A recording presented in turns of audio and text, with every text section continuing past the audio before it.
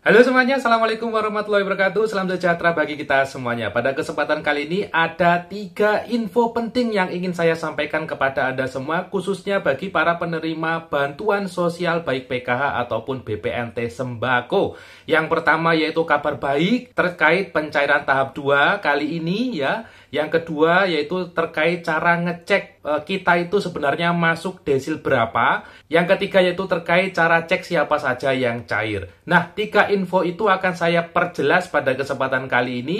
Dan bagi Anda semua yang ingin tahu, ingin memahami, silakan nanti video saya disimak sampai tuntas. Saya ulangi, disimak sampai tuntas karena ada beberapa hal yang cukup penting yang ini kalau terlewat itu bisa sangat berbahaya. Nah, Bapak Ibu sekalian, seperti apa info penting kita kali ini? Berikut penjelasan lengkapnya. Baik Bapak Ibu sekalian, terima kasih masih senantiasa menyimak info di channel YouTube Ahmad Riza Effendi tentunya. Dan sebelum saya mulai, saya ingin kasih info kepada Anda semua bahwasanya pada channel YouTube Ahmad Riza Effendi ini ada beberapa playlist. Playlist itu adalah ada beberapa jenis video. Nah, pada kesempatan kali ini saya akan menginfokan kepada Anda semua bahwasanya pada channel YouTube Ahmad Riza Effendi itu ada 4 playlist, yaitu ada playlist info bansos, ada playlist jalan-jalan, ada playlist hobi kereta, dan ada playlist bunga hias. Nah, silakan nanti Anda bisa memilih video mana yang ingin Anda tonton. Apakah Anda ingin menonton info bansos, apakah Anda ingin menonton jalan-jalan, nanti silakan dipilih sendiri ya. Selanjutnya Bapak Ibu, kita akan langsung ke topik pembahasan kita kali ini. Seperti yang tadi saya sampaikan pada pembukaan video kali ini ya Bapak Ibu. Jadi saya membawa 3 info penting pada kesempatan kali ini di hari Minggu ya. Tepat tanggal 1 Juni tahun 2025. Info yang pertama nanti yaitu terkait kabar baik pada pencairan tahap 2 kali ini. Info yang kedua yaitu bagaimana cara kita bisa mengetahui kita itu masuk desil berapa. Info yang ketiga yaitu nanti terkait bagaimanakah cara melakukan cek kita itu nanti cair atau tidak di pencairan tahap 2. Baik, langsung ke info yang pertama Bapak Ibu, yaitu terkait kabar baik pada pencairan tahap 2 kali ini. Sesuai dengan info yang sudah disampaikan oleh Kementerian Sosial pada website resminya tanggal 28 Mei kemarin ya, tepat tanggal 28 Mei, Bapak Menteri Sosial Gus Ipul itu menyampaikan bahwasanya penyaluran tahap 2 baik PKH ataupun BPNT sudah mulai disalurkan. Tapi tentunya di sini Anda harus memahami kata mulai disalurkan itu artinya sudah ada daerah yang disalurkan. Belum tentu itu daerah Anda. Alias pada tanggal 28 kemarin itu ada daerah yang mengawali. Atau bisa dibilang itu adalah opening seremoninya ya. Atau ini sebagai formalitasnya itu ada daerah yang sudah cair. Tapi sebagian besar daerah di Indonesia tentunya proses penyalurannya itu nanti dilakukan di bulan Juni atau di hari aktif kerja karena juga menyangkut perbankan dan juga administrasi di pos. Sehingga tanggal 28 kemarin memang benar sudah ada yang mulai disalurkan ya, tapi itu hanya sebagian kecil. Kira-kira daerah Anda itu sudah mulai disalurkan atau belum ya?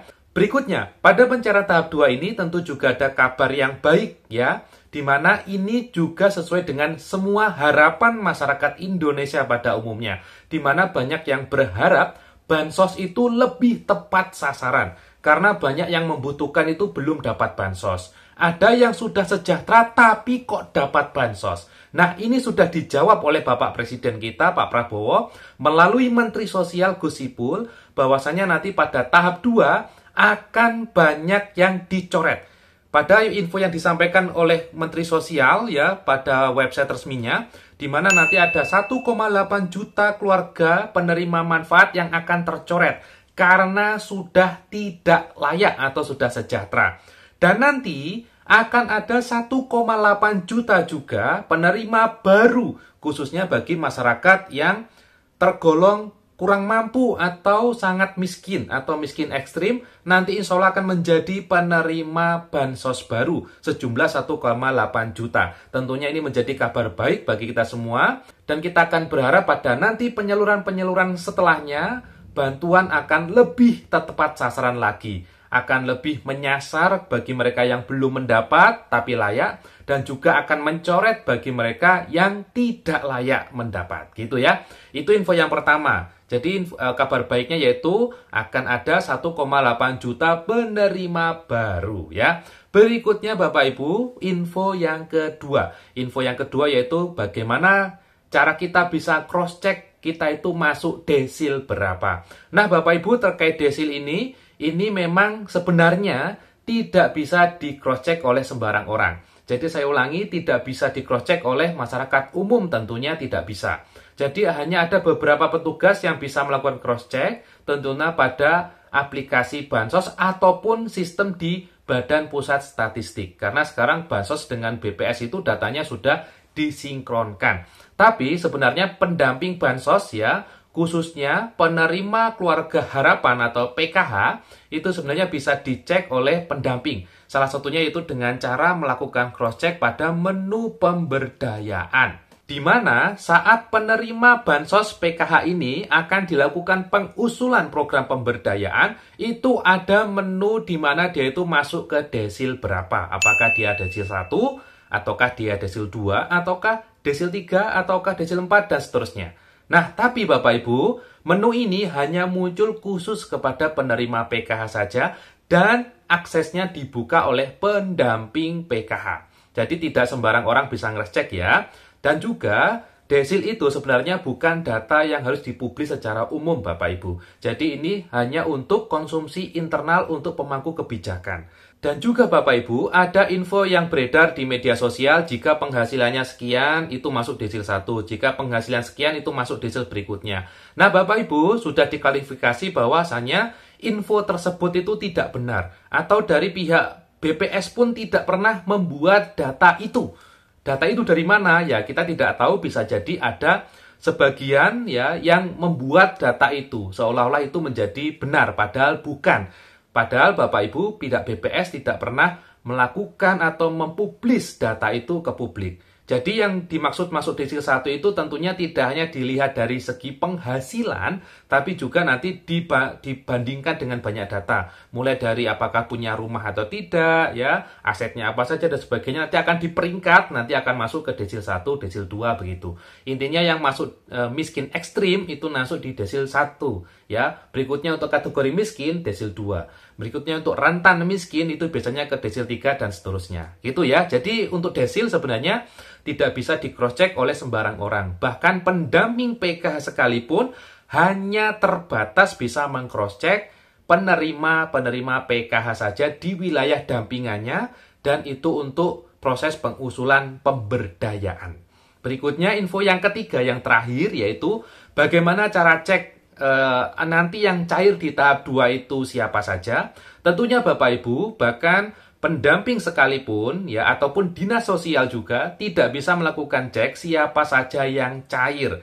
Kami akan tahu siapa saja yang cair jika sudah diberi data oleh pusat. Selama data itu belum pernah diberi oleh pusat, maka kami tidak bisa meng-cross-check siapa saja yang cair. Bahkan di SIG-NG sekalipun, tadi saya juga barusan melakukan cek, itu belum muncul atau belum bisa memprediksi. Jadi kesimpulannya, jika ada website atau link yang beredar di Facebook, di YouTube ya, ataupun di media sosial lain yang di sana itu menginfokan, silakan masukkan nama Anda, misal ya, silakan masukkan nama Anda untuk meng-cross-check siapa saja yang cair.